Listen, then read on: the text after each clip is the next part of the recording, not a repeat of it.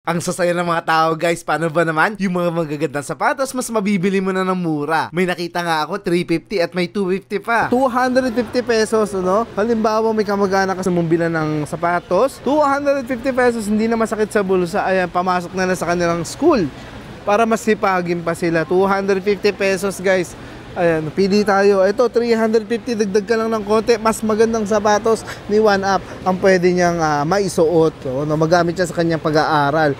Guys, malapit ang pasukan, no? Yung mga murang sapatos na to is perfect sa kanila. Para masipagin pa sila mag-aral po. Tara, punta na tayo rito sa Riverbank Center, guys. So, gagaya nila, may mga bitbit na sila mga sapatos para sa kanila at para sa kanilang mga pamilya. Paunahan na lang tayo dyan. Pero marami dito, 500, 750, 950. Mas pang malakasan na. Yung tsinelas nga nila, 50. Pwede mo pang ipaninda, kaya dinudumog na nila. Yung 100 naman, mas level up pa. 100. Oh, tapos ito, mga 50 pesos yung mga talaga.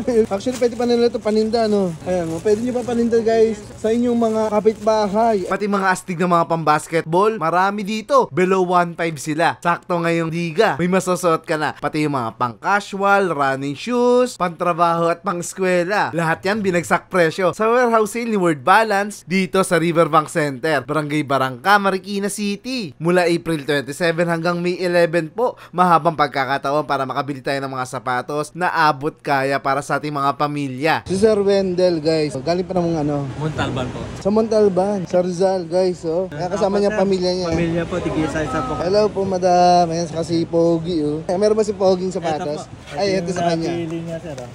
Isa magkano yan, sir? 350 lang yan, sir. 350? Oo. Saan mo nakita to, sir? Dito, ayun. sir, banda. 350, guys. Ayan, oh. Oh. Dating 1 po nakalagay, sir. Dating 1,250. Ayan na. So maraming 350 pesos, guys. Sir, 350 lang yan. 350 na lang ngayon. Ay, si Pogi may bago ng sapatos at napakaganda. Kita nyo naman. Saan kayo makakita ng 350 pesos na ganito kaganda? Ano pa napili mo, sir? Ito naman yung sa akin. 350 din to, sir. 350 rin. Opo. Naku, parang uubusin na yata yung 350 rito ni Sir. Sir Wendell. Ito naman yung panganay ko, sir. Ito yung panganay ko na. Ayan, tara. Ang saya ni Sir Wendell, lahat ng miyembro ng pamilya na bilan niya. Ganun din si Ma'am Evelyn. Pati mga amiga niya ay mabibigyan niya. Pinakyaw na yung sapatos rito. Para sa'yo lahat yan, madam. Sa anak ko po yung dalawa sa friend ko, yung dalawa sa akin. Pati yung mga friend meron din. Ayan. Tuwing may sale po yung yung Word Balance po. Pupunta kayo. Pupunta po rin kami. Ayan, no? Ingat kayo, sir. Nice to meet you. Ayan, Sir Alex and si Ma'am Evelyn. Bye-bye. Guys, no? Yung mga pasok sa budget naman ng mga sapatos natin, 500 pesos po. May nakikita pa nga akong 350, no?